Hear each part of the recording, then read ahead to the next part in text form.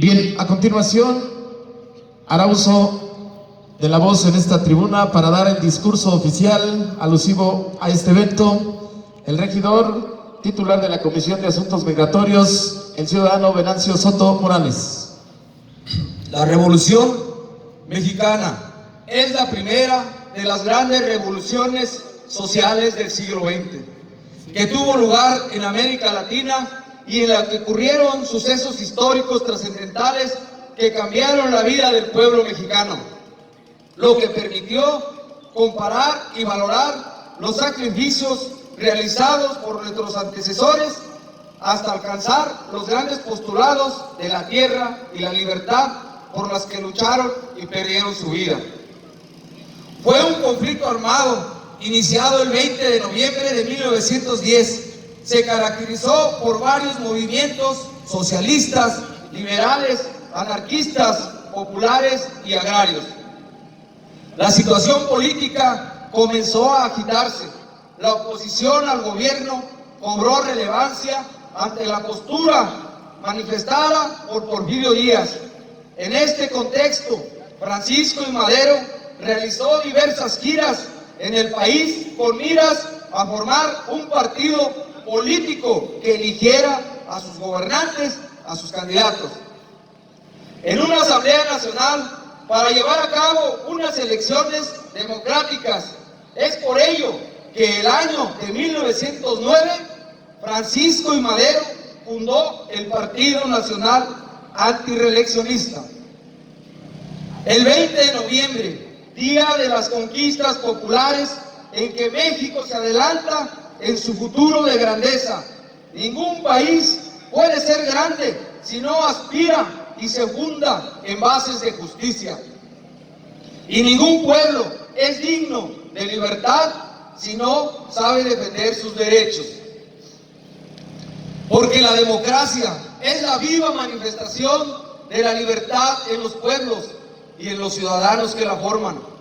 Los pueblos son grandes colectividades humanas que viven y se desarrollan por la actividad de los ciudadanos que lo forman. Es justo y natural que sean estos los que elijan a los más aptos para gobernar. Como todos sabemos, en el triunfo de la reforma quedó establecido en la Constitución política de nuestro país que el gobierno debía ser demócrata, representativo y federal.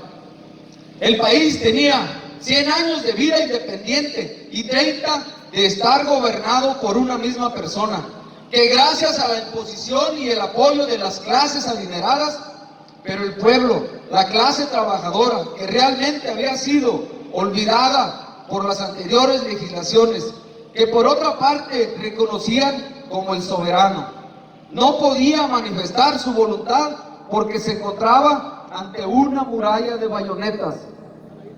La paz era aparente, no existía, porque era el resultado de la injusticia. Cuando la justicia tiene por igual su manto protector, la paz es el resultado, no es el resultado de la fuerza. Ante esta situación, don Francisco I. Madero se enfrentó al gobierno, excitando al pueblo a que ejerciera su soberanía y convocándolo a la lucha democrática. El gobierno contestó como siempre lo ha hecho, tratando de ahogar los brotes de la voluntad popular. Pero el apóstol de la democracia no estaba dispuesto a ceder en la lucha y a esta se empeñó. A las órdenes de aprehensión y la represión de Madero, el pueblo contestaba uniéndose con mayor entusiasmo en torno de Madero. Encargado la voluntad popular, seguía en la lucha, cada vez resultó a imponer la voluntad popular.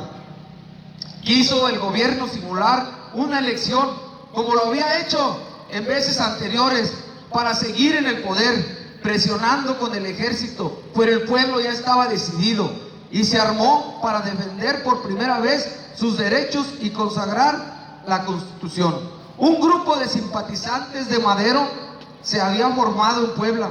Estaban dispuestos a hacer respetar la voluntad popular ahogada por la fuerza de las armas. y ante este imperativo se habían armado para contestar con los mismos argumentos que el gobierno empleaba.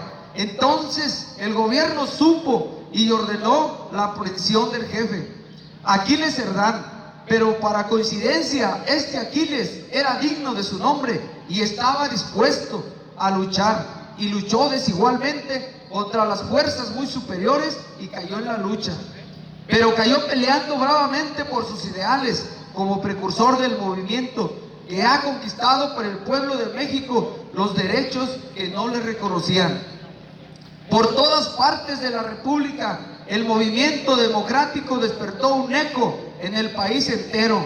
Se estremeció conmovido por la palabra de Madero, y por los 4 puntos cardinales los hombres se levantaban en armas contra el gobierno. Por primera vez en la historia de México, una elección democrática elevó al poder al presidente Francisco I. Madero. Posteriormente fue traicionado y por este hecho le arrebataron la vida. Había pasado de la vaguedad que normen los deberes y los derechos de la colectividad y a defender el patrimonio nacional que debe ser para el bien de la nación. El suelo de México se ensangretó una vez más, pero la tragedia fue fecunda en conquistas, porque no debe ser el gobierno un conjunto de individuos que usando la fuerza gocen de privilegios y exploten al pueblo, sino que el gobierno debe ser una emanación del pueblo que tienda a mejorar las condiciones de vida de la mayoría popular, a dictar leyes de la teoría a los hechos de la práctica. México se ha convulsionado desde su nacimiento en muy cruentas y crueles luchas que han costado muchas vidas, pero estas luchas no han sido ni serán estériles. Ellas han ido estructurando moralmente a nuestro pueblo, que se ha enseñado por esas dolorosas experiencias a perdurar su conciencia en todos esos lastres que entorpecen a los pueblos la carrera hacia la grandeza material y moral. Madero tiene el mérito indiscutible de haber sido el iniciador de la revolución, pero detrás de él están otros campeones del pueblo, como lo fue el caudillo del sur, Emiliano Zapata, que reivindica los derechos de los hombres del campo. Otro no de menos importancia, el caudillo del norte, conocido como Francisco Villa, y otros muchos más que lucharon bravamente por los derechos populares para los obreros y los campesinos, artífices incansables de grandeza y prosperidad en las naciones que siempre quedan postergados. Ahora sí podemos decir, ha vivido su última experiencia, la experiencia que le falta hacer para incorporar a la vida pública a esa gran mayoría de ciudadanos que anteriormente quedaban fuera del manejo de los asuntos públicos. En la actualidad, la Revolución Mexicana le ha enseñado y ha determinado al individuo ni a determinada clase, sino para imponer la voluntad popular cuando ésta no se es respetada, y para reclamar aquellos derechos que no se hubieran reconocido a quienes legítimamente les corresponden. Lo deseable no es cultivar el respeto de la ley, lo deseable es cultivar el respeto por la justicia. En sí, la Revolución Mexicana concluyó con la promulgación de la Constitución de 1917, que fue la primera en el mundo en reconocer las garantías individuales y los derechos laborales colectivos. Por eso hoy, la educación es el arma más poderosa para cambiar a México. Más allá de la escuela, nuestro objetivo es construir un orden institucional propicio para el aprendizaje. Al mismo tiempo, la educación es fundamental para impulsar la competitividad económica de nuestro país.